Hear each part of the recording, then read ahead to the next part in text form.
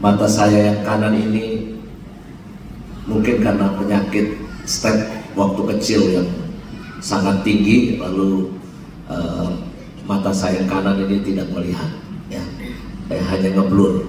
Maka kalau saya melihat Anda dengan mata kanan, Anda ini cantik semua dan ganteng semua. Ya. Bu Parmi ini mirip Luna Maya kalau tapi kalau pas melihat pakai mata kiri, nah Makwo kelihatan, jelek-jeleknya kelihatan. Kadang-kala bagus juga, tidak terlalu melihat apa-apa, ya, sehingga tidak terlalu perlu melihat banyak kerutan di dunia ini. Karena memang mata itu bisa menjadi sumber rahmat, bisa menjadi sarana kita untuk melihat sesuatu dengan jernih supaya nggak jatuh. Tapi juga mata ini bisa menjadi sumber godaan roh jahat, itu juga bisa, ya. Nah, apa yang bisa kita renungkan dari bacaan kitab suci hari ini?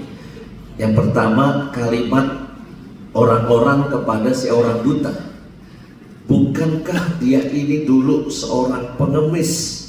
Bukankah dia ini dulu seorang buta yang duduk di pinggir jalan mengemis? Lalu orang itu dengan mantap menjawab, ya betul, sayalah si pengemis itu, sayalah si orang buta itu. Saya ingin mengangkat satu poin, saudara-saudari, jangan pernah lupakan sejarah keselamatan yang Tuhan sudah berikan dalam hidup kita. Kalau Pak Presiden Soekarno mengatakan jas merah, jangan sekali-sekali melupakan sejarah. Jadi kita juga harus ingat terus bagaimana sejarah keselamatan hidup kita.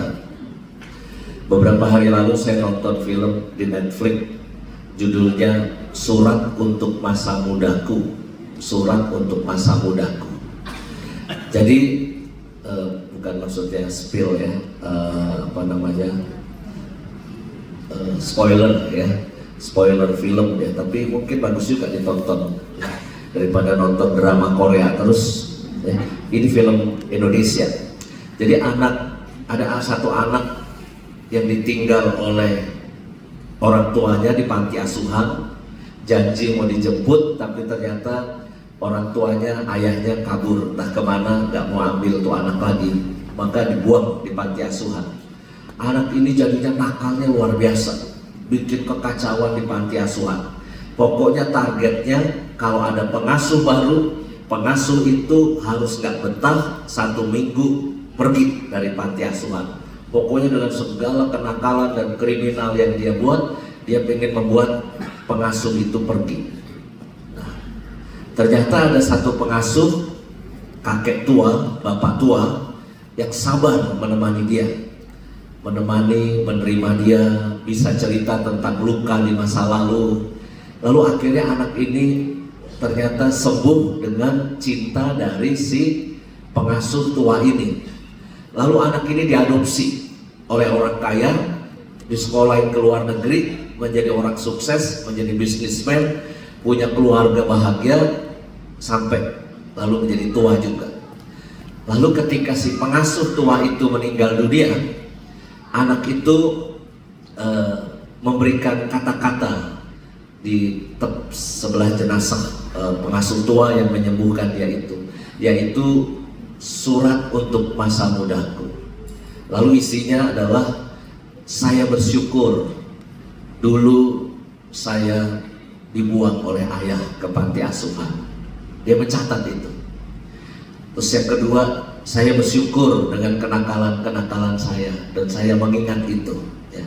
Tetapi yang paling membuat saya bersyukur, saya ketemu dengan Bapak ini yang menyembuhkan luka saya. Saya bersyukur saya diadopsi, saya bersyukur sekolah ke luar negeri dan sebagainya.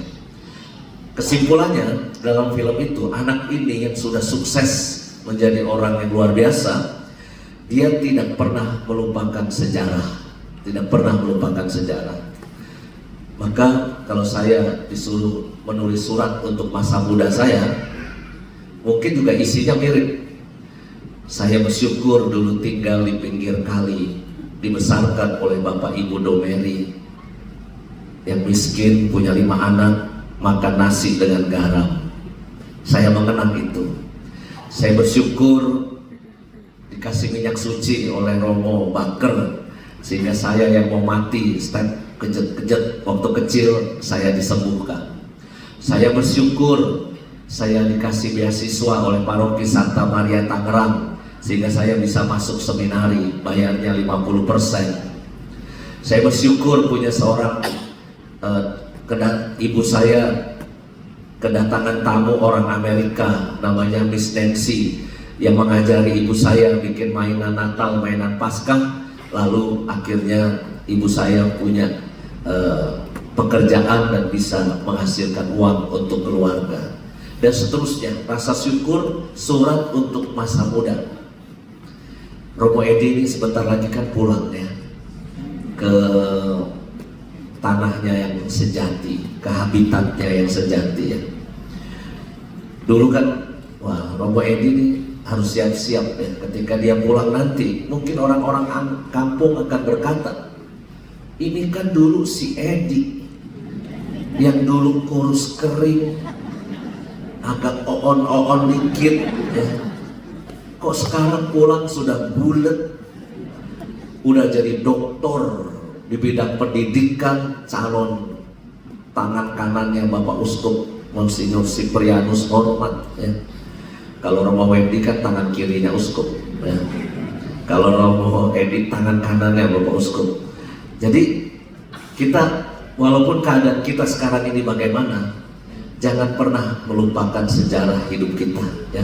Sejarah keselamatan, Tuhan pasti pernah menyelamatkan hidup kita dengan berbagai cara.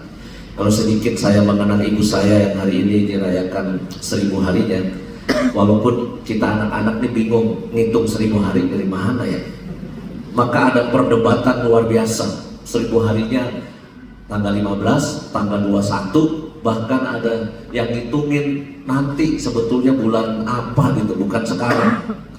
Yang paling gampang tanya AI aja. AI, kalau ibu saya meninggal tanggal 20 berapa ya mas? 26 Juni ya? 26 Juni 2023, kapankah 1000 harinya? AI menjawab 21 ya, 21 Maret ya sebetulnya. Nah, maka nanti tanggal 21 Maret saya ngelepas 1000 hari, katanya orang Jawa harus begitu ya, katanya boleh dirayakan lebih cepat. Maka kalau saya mengenang 1000 hari ibu saya, ya saya bersyukur ibu saya mengajari anak-anaknya rajin ke gereja, sehingga ada yang jadi Legio Maria, ada yang jadi Mudika, ada yang jadi Miss Dinar, ada yang jadi THS THM. Itu kita bersyukuri itu ya. Maka buat saya pasti ada kisah-kisah keselamatan yang dibuat oleh orang-orang tua kita kepada kita semua, dan kita tidak pernah boleh melupakan sejarah itu. Maka mudah-mudahan kan hari ini kita mendengar kisah keselamatan si orang buta. Betul kata Romo Nofrit, bukan dosa siapa, bukan salah siapa kalau kita itu sedang menghadapi kesusahan, tetapi supaya karya penyelamatan Tuhan itu terlaksana dalam hidup kita. Dan saya kira setiap dari kita itu punya karya keselamatan. Sedikit tentang orang Farisi. Apa sebetulnya penyakitnya orang Farisi ya sebetulnya ya? Sepanjang Injil, orang Farisi sama Tuhan Yesus tuh kayaknya cekcok terus. Anda baca di kitab suci, cekcok aja bawaannya. Tidak ada nada yang tenang, yang bahagia gitu, gak ada. Kalau orang Chinese bilang Tuhan Yesus sama orang Farisi ini ciong. Ciongnya tuh ciong abis, pokoknya berantem terus. Selidik punya selidik.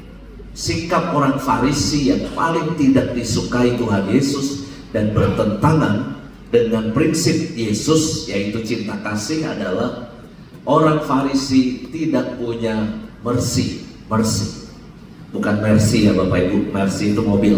Ini mercy, mercy itu belas kasih. Orang Farisi bawaannya cuma aturan. Salah ini menyembuhkan orang buta, dosa ini berbuat baik pada hari Sabat. Itu karena orang Farisi kurang bersih. Maka penyakitnya tadi yang Romo Nofrit bilang, Senang kalau ngelihat orang susah, susah kalau ngelihat orang senang. Jadi kalau saya dapat amplop tebel misalnya ya, Romanovrin susah, aduh, dia nggak bisa senang ngelihat saya senang gitu. Padahal kan tinggal nyantel aja sama saya, ayo Romo Yus jalan-jalan, nah, beres kan, hidup bahagia. Tapi ketika saya bahagia, dia malah ketika saya dapat sesuatu yang senang, dia malah susah hatinya. Sebaliknya, kalau saya nyemplung ke got, dia senang, dia senang ketika orang lain susah. Ya.